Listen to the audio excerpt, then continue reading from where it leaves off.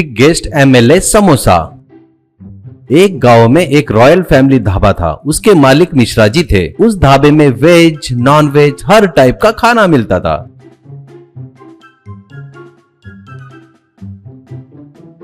और वो मिश्रा जी की पत्नी बनाती थी। उनके हाथों का स्वाद इतना बढ़िया था, ऐसा हर कोई कहता था, इसलिए वहां खाने के लिए बहुत सारे लोग आते थे। मिश्रा जी का परिवार भगवान में आस्था थोड़ा ज्यादा ही रखता था। वे गणपति बापा की पूजा किए बगैर रोज अपना काम शुरू नहीं करते थे। अगर उनके यहाँ कोई पंडित या जोशी लोग आते थे तो उनका आदर सत्कार करके ही भेजते थे। मिश्रा जी के लड़के का नाम था धर्म। वो शहर में पढ़ाई करता था। वो बहुत ही धैर्यवान के साथ साथ बहुत बुद्धिमान भी था। वहां उनके दोस्त कभी समस्या में पड़ जाते थे तो वो उनको समाधान बताता था। एक दिन की बात है, जब मिश्रा जी पूजा करने के लिए भगवान की फोटो पर माला चढ़ाने जाते हैं तो फोटो नीचे गिर जाता है और उसी वक्त बाहर कौवा चिल्लाता है।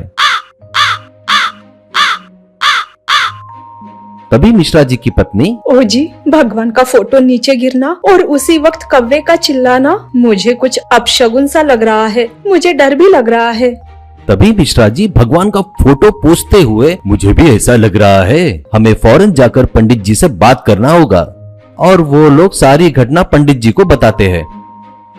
पंडित जी के पास जो लोग भी जाते हैं वो हमेशा उनकी जन्म कुंडली पंडित जी के पास होती है। इनकी बात सुनकर पंडित जी मिश्रा जी की जन्म कुंडली निकाल कर पढ़ते हैं और कुछ हिसाब लगाते हैं और कहते हैं, पंडित जी, मिश्रा जी, अगले 2 महीने में आपको और आपके परिवार में भारी नुकसान होने वाला है, आप पर भारी आफत आने वाली है, ऐसा कहते हैं। मिश्रा जी, क्या सच में ऐसा होगा पंडित जी? मेरा व्यापार तो अभी बढ़िया चल रहा है, इसका कोई उपाय तो बताइए। पंडित जी, जो आफत आने वाली है वो तो आएगी ही, क्योंकि आपकी ग्रह स्थिति ठीक नहीं है। ये तकलीफें ज्यादा दिन तक नहीं रहेगी, फिर भी 6 महीने तक आपको तकलीफ झेलनी पड़ेगी।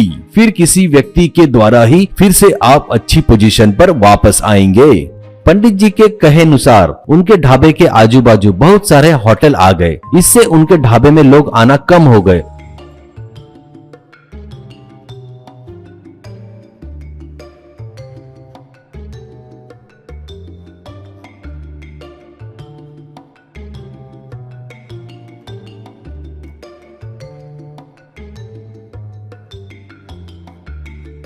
कम हो गए मतलब किसी किसी दिन तो एक ग्राहक भी नहीं आता था। ये देख मिश्रा जी, अरे यार, पंडित जी बोले थे वो बुरे दिन शुरू हो गए हैं लगता है, अब हम कुछ नहीं कर सकते, ऐसा अपनी पत्नी से कहता है।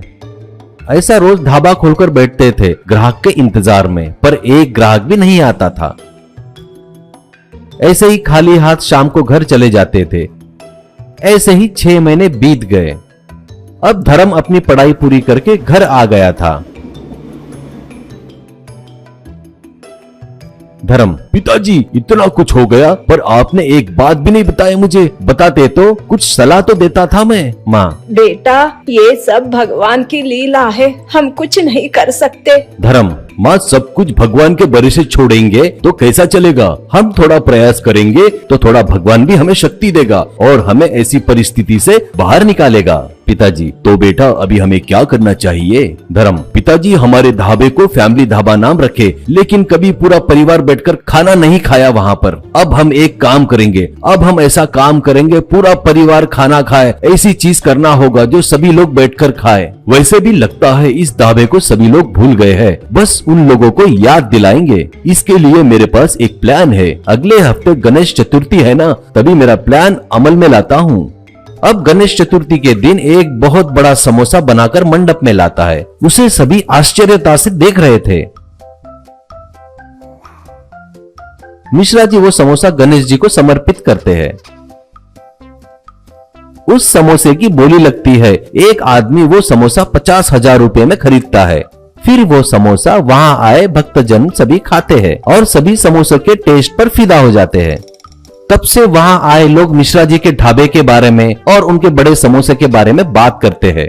फिर से लोग ढाबे में आने लगते हैं। कुछ फैमिली भी आने लगती है। वहां उन्हें बड़ा समोसा, बड़ा डोसा,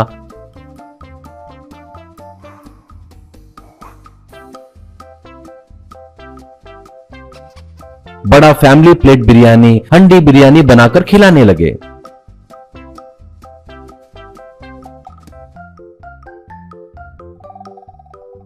वो खाकर लोग तारीफ करने लगे। तब से वो लोग काफी बिजी हो गए।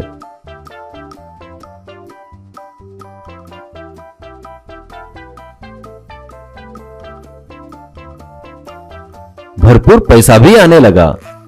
कुछ दिन बाद धर्म को एक बड़े कंपनी में जॉब मिलती है और वो जाने के लिए निकलते वक्त मिश्रा जी, बेटा हमें पंडित जी ने बताया था तुम्हारे बुरे वक्त पर एक व्यक्ति काम आएगा और इन बुरी परिस्थितियों से तुम्हें बाहर निकालेगा, ऐसा बोले मुझे। बेटा तुम वही व्यक्ति हो। धर्म, ठीक है पिताजी, आप जैसा सोचो वैसा, पर मैंने एक बेटे के नाते मेरा फर्ज पूरा किया है। पिताजी ड्यूटी पर जा रहा हूँ, आशीर्वाद दीजिए। ऐसा करके उनका आशीर्वाद लेता है और अपने ड्यूटी पे चला जाता है।